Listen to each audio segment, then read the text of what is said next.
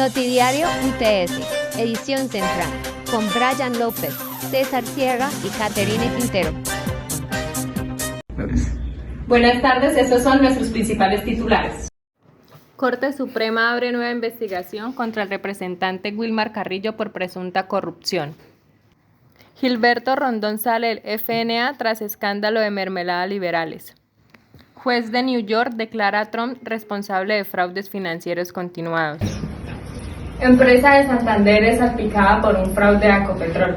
La empresa ubicada en el departamento de Santander, en el municipio de El Norte, llamada Crudesan, está involucrada en el desfalco a Ecopetrol realizada por la unión de 14 empresarios, los cuales generaron una red de tráfico de crudo en el municipio de Santander, lo cual esta empresa prestaba sus servicios con sus guías para el transporte de crudo, para abastecimiento y tratado en diferentes partes, como lo es el norte de Santander y Tolima, en la cual, de acuerdo a una investigación por más de 6 años por la Fiscalía, se evidencia en lo cual esta empresa hacían compras al ELN y por menor cuantía de crudo a una densidad muy baja a Venezuela, en la cual era importada al país y se mezclaba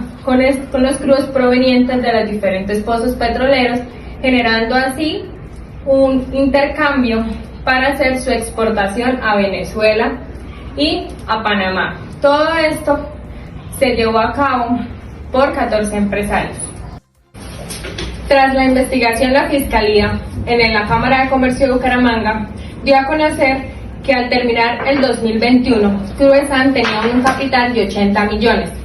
Al cabo del año 2022, su capital aumentó en 2.950 millones, es decir, tuvo una utilidad de 250 millones en este periodo de tiempo. Es decir, su crecimiento fue bastante.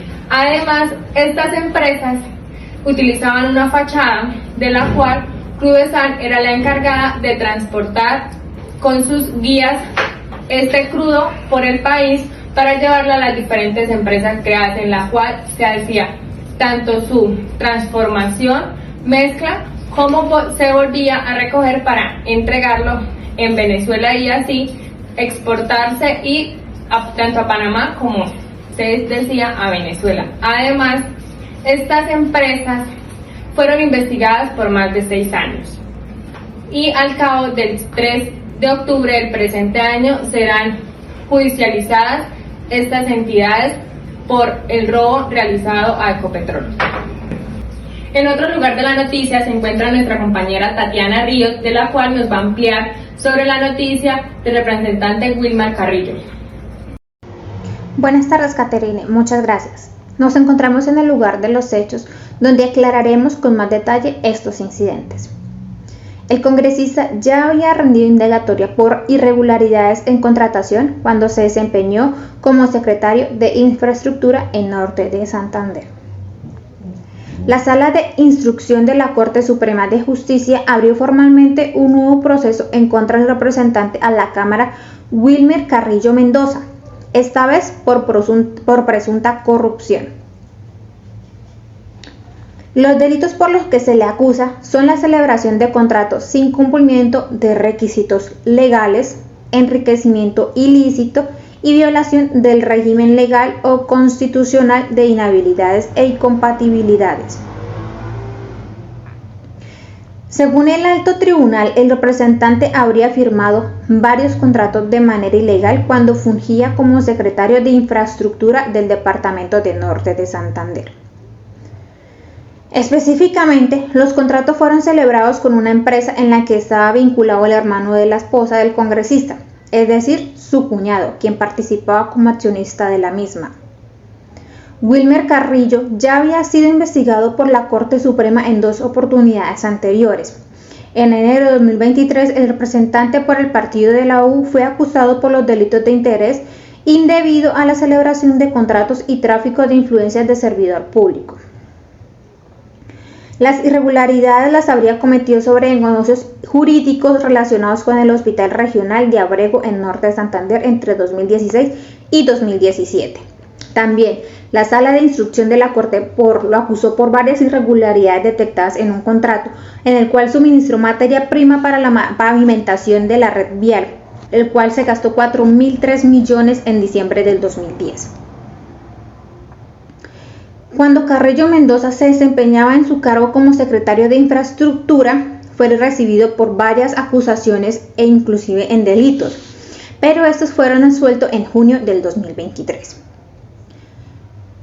Esto fue por la Corte Suprema de Justicia relacionado con la suscripción que hizo el 15 de octubre del 2008 del acta de liquidación del contrato de obra, cuyo propósito era mejorar 3.8 kilómetros de los 19 que componían la vía entre Lourdes y Cramalote. Hay que incluir las salvedades o dejar circunstancias sobre las observaciones que había hecho un artículo, ¿sí? La verdad, en ese documento, pues el objeto del contrato era el mantenimiento del tramo de la vía contratado y no incluía obras de mayor envergadura.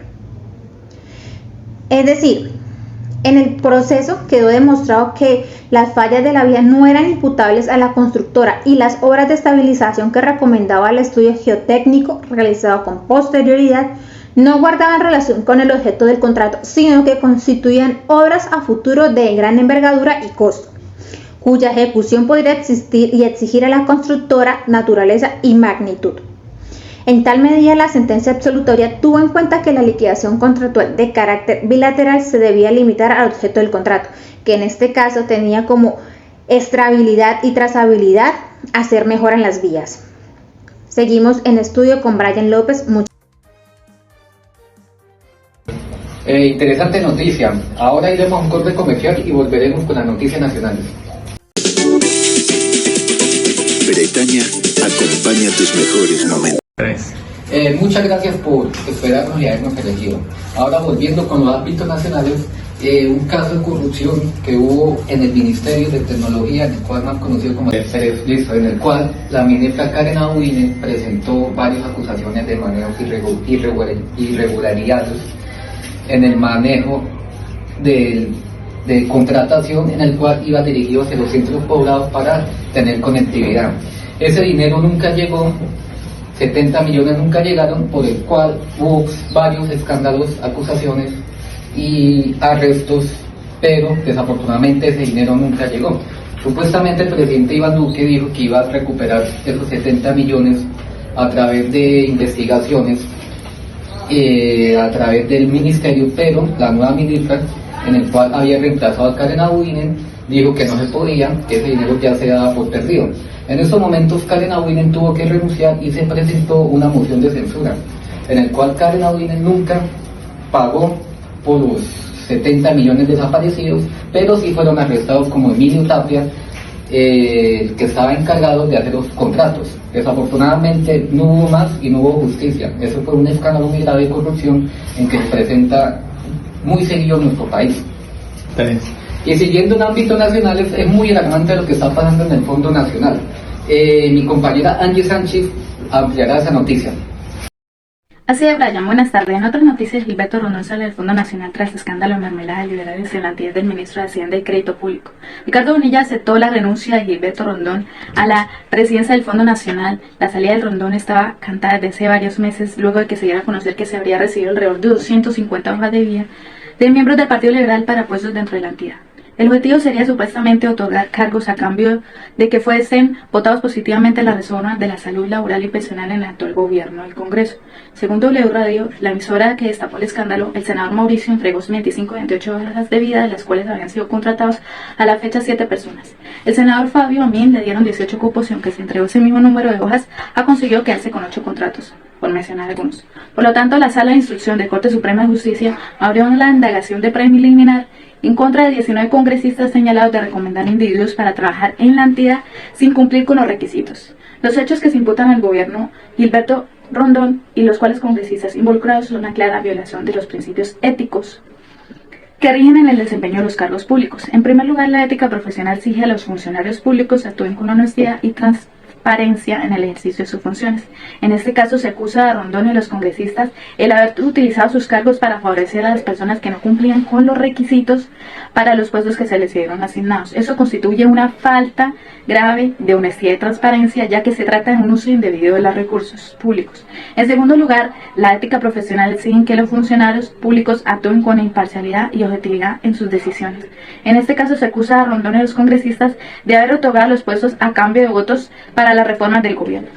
Esto constituye una clara falta de imparcialidad y objetividad, ya que se trata de un uso político de cargos públicos. La salida de Gilberto del Fondo Nacional es un paso positivo, ya que envió un mensaje claro que el gobierno no tolerará la corrupción en el sector público. Sin embargo, es importante que las investigaciones se estén llevando a cabo en este caso y que lleguen a su fin y se sanciona a todos los responsables sin importar su posición o partido político. Es importante que la persona que entra a cargo actúe con integridad, transparencia a su cargo y se comprometa a garantizar que el Fondo Nacional sea una entidad que funcione de manera eficiente y transparente. Muchas gracias. Seguimos en estudio con César Sierra. Bastante alarmante lo que pasa en el Fondo Nacional del Ahorro. Gracias, compañera Angie. Continuamos ahora al plano internacional, ya que el mundo no se detiene y la noticia tampoco. Entonces nos dirigimos hacia Suiza, donde Credit Suisse, el segundo banco más importante y más grande de este país, hoy se encuentra empañado, ya que una investigación de varios periodistas, conocida como Los Secretos Suizos, saca a la luz un reporte de un grupo de personas de dudosa reputación, donde se encuentran violadores de los derechos humanos,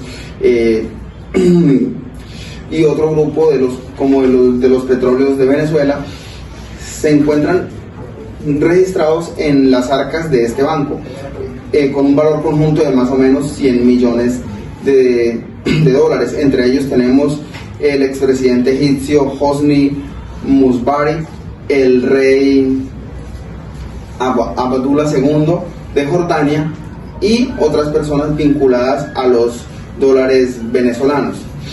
Pero, ¿qué pasa? Se llega al fondo del asunto y le preguntan al gerente de Credit Suisse, quien responde enérgicamente que esto no podría estar pasando en un ente tan riguroso, y dice de una fuente confiable que el 90% de las cuentas ya se encuentran totalmente bloqueadas y el otro 10% lo tienen en investigación.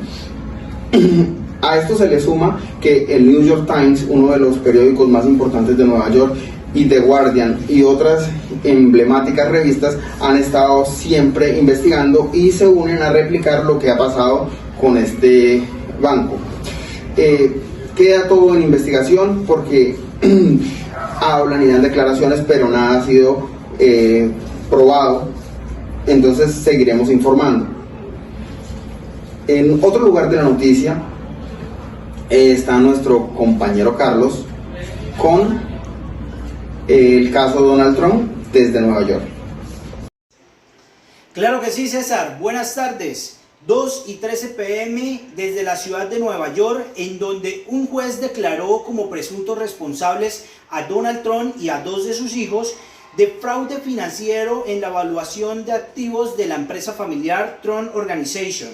La fiscal del estado de Nueva York, Letitia James, quien presenta la denuncia, reclama una multa de 250 millones de dólares y la prohibición de dirigir cualquier empresa al expresidente, quien a principios del próximo año aspira a volver a la Casa Blanca, como a sus 2 hijos, Donald Trump Jr. y Eric Trump.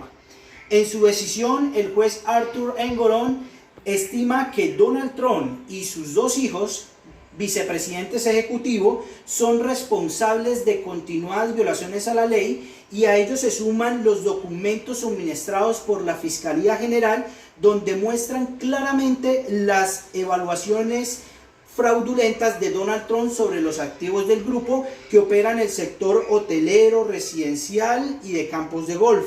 La Fiscalía General del Estado de Nueva York acusa al multimillonario y a sus hijos de haber inflado en miles de millones el patrimonio con el fin de obtener préstamos bancarios privilegiados y de reducir los impuestos en las declaraciones del año 2011 al año 2021. una clara violación a la ética profesional. Sigan ustedes en estudio, muchas gracias. Muy completo, Carlos. Esto ha sido todo por hoy. Nos vemos en una próxima edición central. Gracias.